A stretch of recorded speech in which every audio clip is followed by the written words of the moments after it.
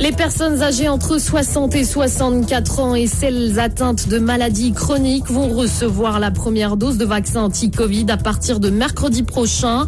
Qui sont ces personnes vulnérables et comment vont-elles être vaccinées? La réponse d'un spécialiste dans un instant.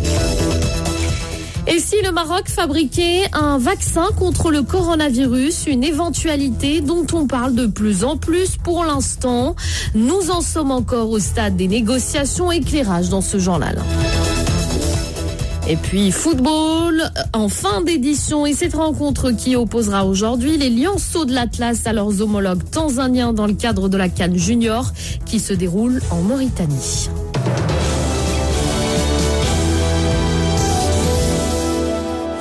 Bonjour à toutes et à tous et bienvenue dans cette édition. La campagne nationale de vaccination sera élargie à partir de mercredi prochain aux personnes âgées entre 60 et 64 ans et aux personnes atteintes de maladies chroniques.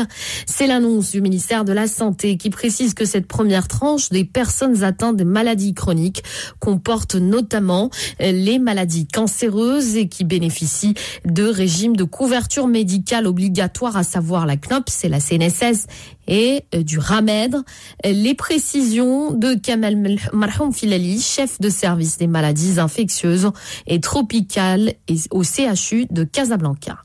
Les pathologies chroniques, en tout cas certaines d'entre elles, sont des facteurs de risque de sévérité de la Covid-19. Donc, si on peut leur éviter de faire la Covid-19, c'est une bonne chose. Alors, qui peut être vacciné, qui doit être vacciné? Toutes les personnes qui ont un diabète, toutes les personnes qui ont une cardiopathie, quand ils ont une maladie du cœur chronique, toutes les personnes qui ont une maladie respiratoire chronique, toutes les personnes qui ont un cancer.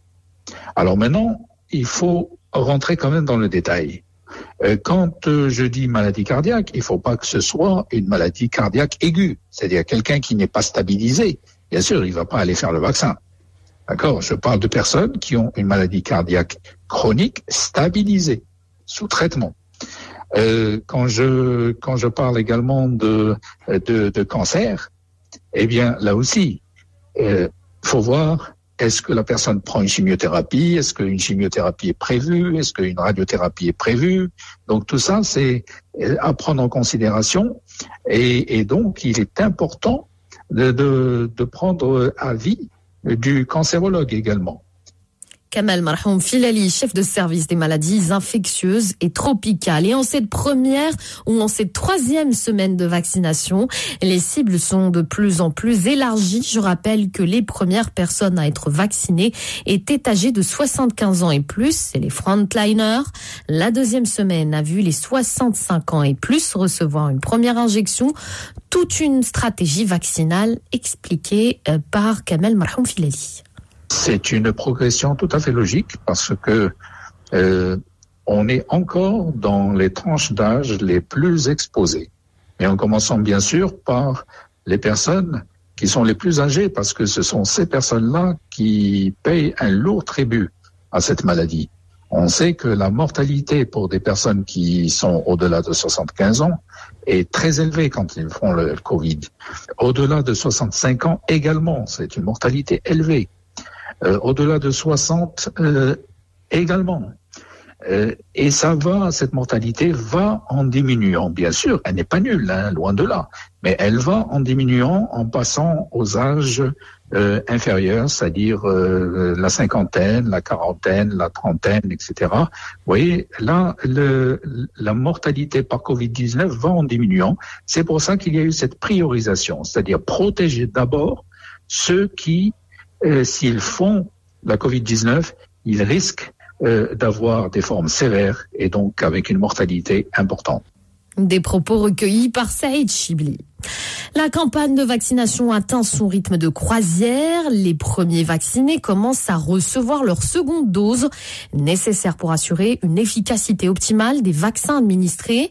En attendant la généralisation de cette opération à la population ciblée, les différents centres vaccinaux du royaume sont à pied d'œuvre pour la mener à bien.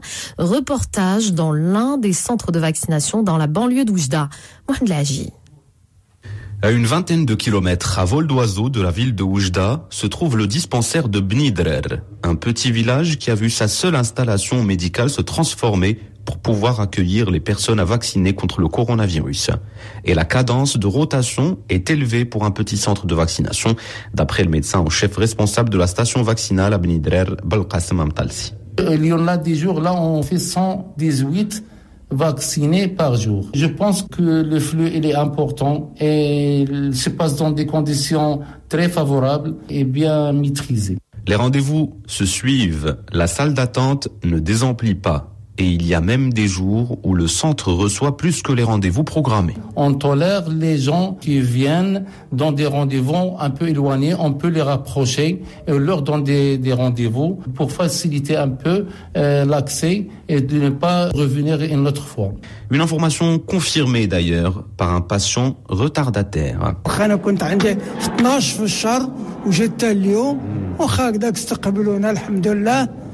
فوت عند الاخر عاود قيدني فوت عند الدكتوره سولتني على المرض اللي فيا وجيت داروا لي التلقيح كملوا عطاوني لا كارت ناسيونال ديالي وقالوا لي تروح.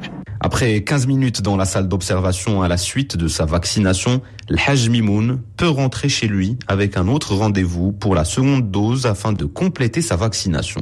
De Bni Drer pour Chaîne Inter, Abdallah Dadda et Mohamed Laji. Et pour l'instant, les deux vaccins utilisés au Maroc proviennent de Chine et d'Inde où ils sont fabriqués tous les deux. Alors à quand un vaccin fabriqué localement ? Au Maroc, l'enjeu est d'autant plus important que les entreprises pharmaceutiques peinent à honorer leur carnet de commandes auprès des différents pays. Il faut dire que la demande est grande, beaucoup trop grande par rapport aux capacités de production des usines actuelles. La semaine dernière, la Commission européenne s'est dite prête à participer au financement d'une unité de production de vaccins au Maroc dédiée à l'Afrique. Mais ce n'est pas le seul projet en cours. D'autres négociations ont été entamées il y a plusieurs mois déjà. C'est ce que nous dit Mohamed Al-Hbabi, président de la Confédération des syndicats des pharmaciens du Maroc. Ce qu'il faut savoir, c'est que le Maroc était parmi les premiers signataires de conventions avec des sociétés chinoises pour justement délocaliser la fabrication du vaccin anti-Covid au Maroc, et c'était au début de cette pandémie, même avant que ce vaccin ne voit le jour. Et ça, on ne peut être que fier en tant que Marocain d'abord, et en tant que pharmacien, on ne peut que féliciter les laboratoires pharmaceutiques nationaux par rapport à cet exploit. Moi, je le qualifie justement d'un exploit. Parce que ça n'est pas donné à tout le monde de fabriquer ces vaccins. Aujourd'hui, ce qui nous manque, ce n'est pas les capacités, parce que les capacités on en a, mais ce qui nous manque, c'est justement, je pense que c'est le financement. Mais ce qui nous réjouit aujourd'hui, c'est que certains pays européens ont déclaré qu'ils soutiennent financièrement, ou bien qu'ils vont soutenir financièrement la fabrication du vaccin anti-Covid au Maroc. Mohamed Al-Hbabi, président de la Confédération des syndicats des pharmaciens du Maroc, était interrogé par Saïd Chibli. Et en chiffres, près de 2,5 millions de personnes ont reçu une première dose du vaccin anti-Covid et plus de 13 400 ont reçu une deuxième injection, et ceci n'empêche pas le virus de circuler. Un total de 207 nouveaux cas d'infection au coronavirus a été enregistré en 24 heures. 621 personnes ont été déclarées guéries. L'on déplore 6 décès supplémentaires. Et actuellement, 417 patients sont en réanimation Covid, dont 32 placés sous intubation. Et les États-Unis frôlent ce lundi la triste barre du demi-million de morts du coronavirus. C'est terrible, nous n'avons rien connu de tel depuis plus de 100 ans. Depuis la pandémie de 1918, a estimé l'immunologue Anthony Fauci, conseiller du président américain Joe Biden, à l'évocation de ce palier macabre. C'est quelque chose qui restera dans l'histoire, a-t-il dit lors de son allocution dans une usine de vaccins Pfizer dans le Michigan. Le 40 76e président des États-Unis a aussi souligné combien le rythme actuel des vaccinations était porteur d'espoir. Je crois que nous allons nous rapprocher de la normalité d'ici la fin de cette année, a-t-il lancé, avec une moyenne de 1,7 million d'injections quotidiennes qui devrait augmenter ces prochaines semaines. Il s'est dit confiant dans la capacité d'atteindre 600 millions de doses disponibles d'ici fin juillet. Et ce rythme de vaccination offre une lueur d'espoir comme en Angleterre où les effets du lockdown, le confinement et de la campagne de vaccination qui bat son plein se font sentir avec une baisse du nombre de contaminations, d'hospitalisations et de morts. À tel point que le Premier ministre britannique Boris Johnson va esquisser aujourd'hui devant le Parlement un plan de déconfinement qu'il veut prudent et progressif afin de ne pas annuler les progrès accomplis et les sacrifices consentis, ce sont ses propres mots.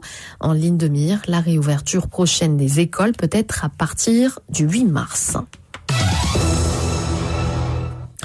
Retour au Maroc, la grogne des kinésithérapeutes. Ils vont être en grève à partir de vendredi prochain.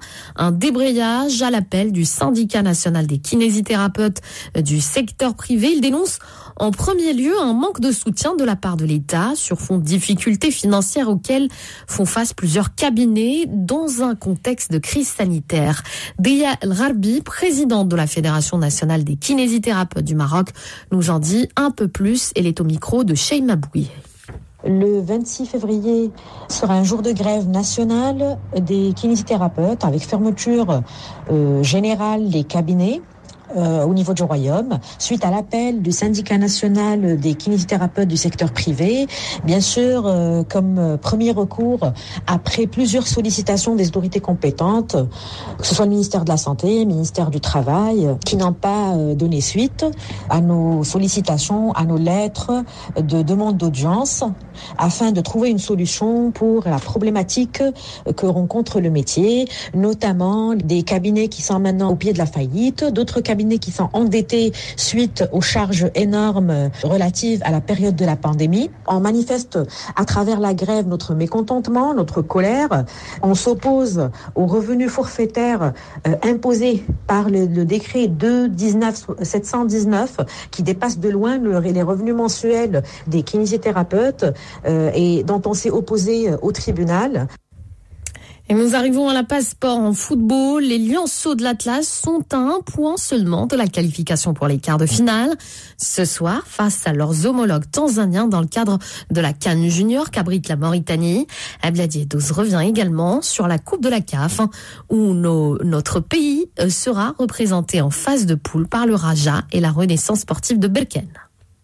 En football, l'équipe nationale junior a besoin mathématiquement d'un point pour composter officiellement son ticket pour les quarts de finale de la CAN qui se déroule en Mauritanie. En effet, nos compatriotes avec 4 points peuvent se contenter d'un nul ce soir à partir de 20h à Nouakchott face à leurs homologues tanzaniens. Et pourtant, le sélectionneur national Zakaria Boub n'est pas un adepte de calcul. Je